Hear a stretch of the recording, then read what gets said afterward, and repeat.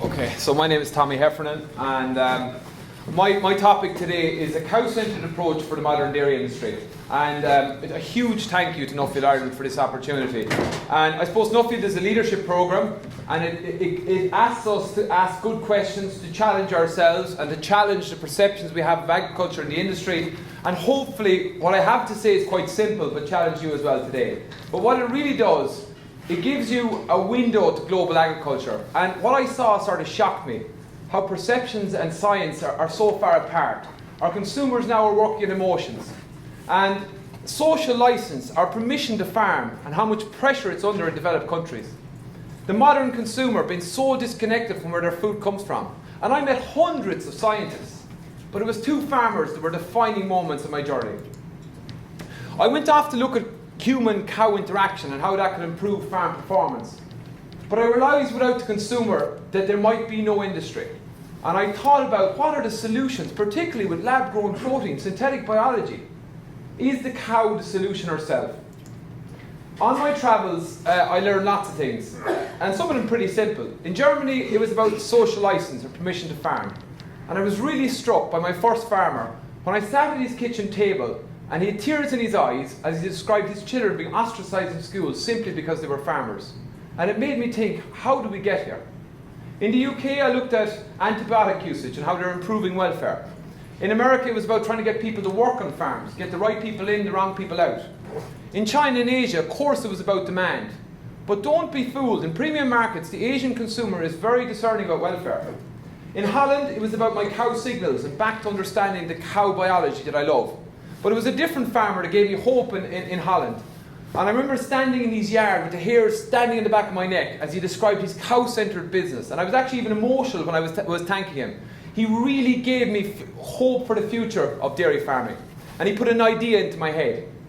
In Denmark, I watched how they were working with compliance, regulation. In France, I travelled with vets and nutritionists as they almost coached their farmers around cow health and biology. In Israel, I thought about technology. If I could find out what the cow wanted, how could technology measure it for better health for the cow, more profitable farming, and what a story that might be for the consumer. In Canada, I joined a welfare rotation with the final year vet students in Guelph University. And there, I realised how complicated welfare actually is. But I went out with them in their Pro-Action Canadian programme, which focused on the cow, the farmer, and the consumer. So the cow has some challenges, and this is my challenge, and there's a lot of dairy farmers in the audience here. Lab-grown protein is coming over the next 5 to 10 years. How can our dairy cow compete? I really think that few people understand her simple biological needs. But I'm absolutely certain, if we can maximise the biology of the cow, she will live longer, she'll be more productive, she'll have less environmental impact, and she'll be profitable. Now, our Irish grass-based systems have many, many advantages. But we have some challenges around cow biology and maximising that cow biology.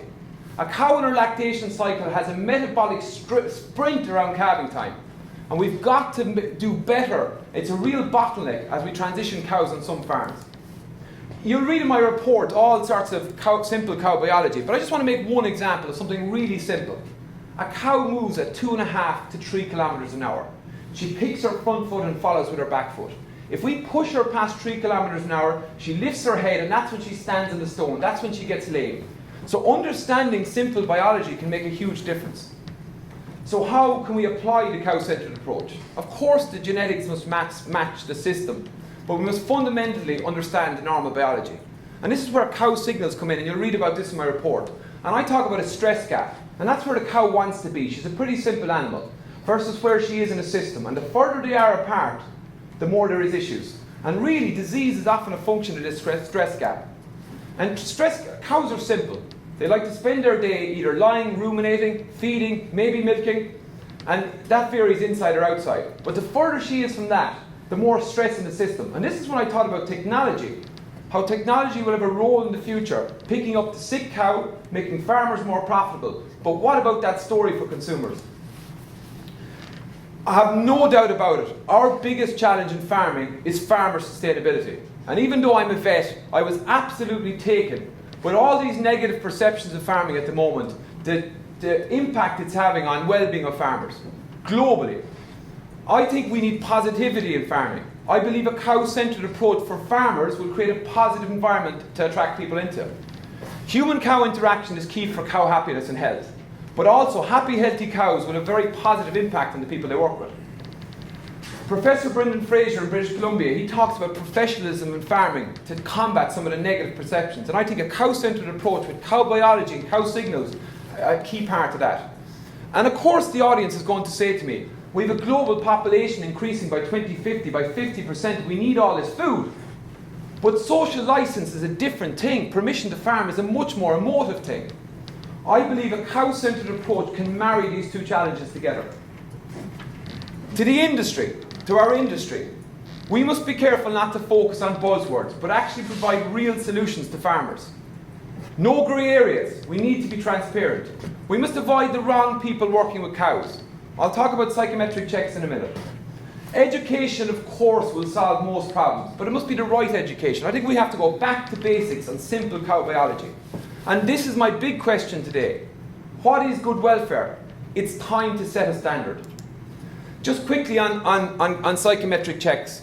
When I was travelling, I met lots of behaviourists, and identified key characteristics around good stock people. It's natural in some people.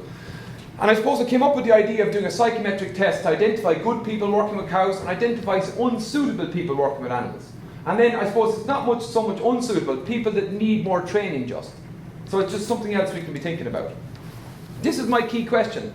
What would a grass-based welfare benchmark look like? We have our health KPIs, we have our production KPIs, but we must bring some simple cow biology into this. A benchmark is just a measurement, it's a target. We need to be measuring and improving and going towards a goal. Again, you'll find my benchmark in my report. Very simple system, but I just want to highlight some simple things in it. Somatic cell count is a health and production KPI, key performance indicator, but it's also inflammatory cells inside the udder. It's a welfare metric. You'll read about a calf-centred approach in my report.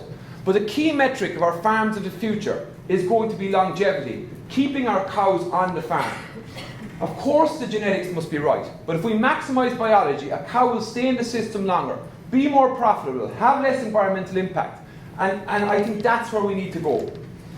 Now, there may seem like I'm biased, but everywhere I went, my profession, and made me very proud to see it around the world, was involved in these programs.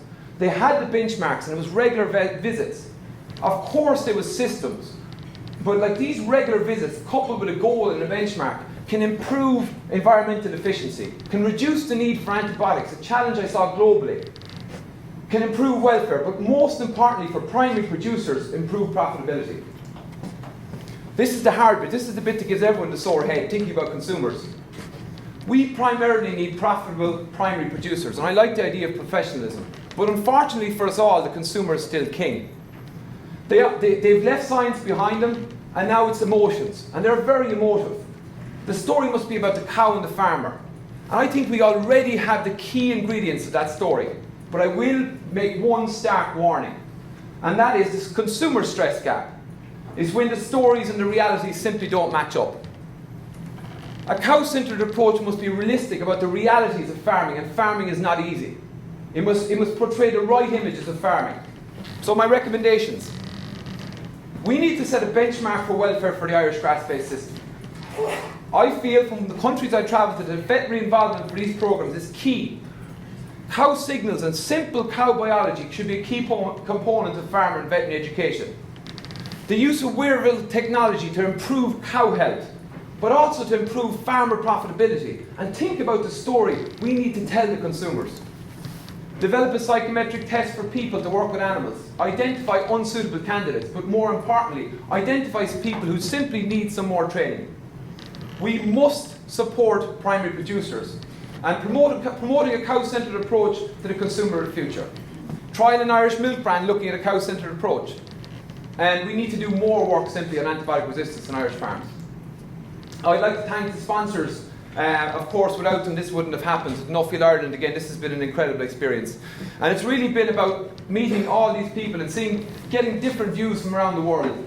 And on the final hour, I was explaining a cow-centred approach to somebody, and they said this to me. Adopting a cow-centred approach is where Ireland is the greatest country in the world to be a dairy cow.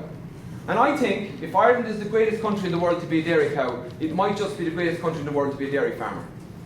And finally, to my wife Julie, this has been a big challenge, and I love you and thank you very much.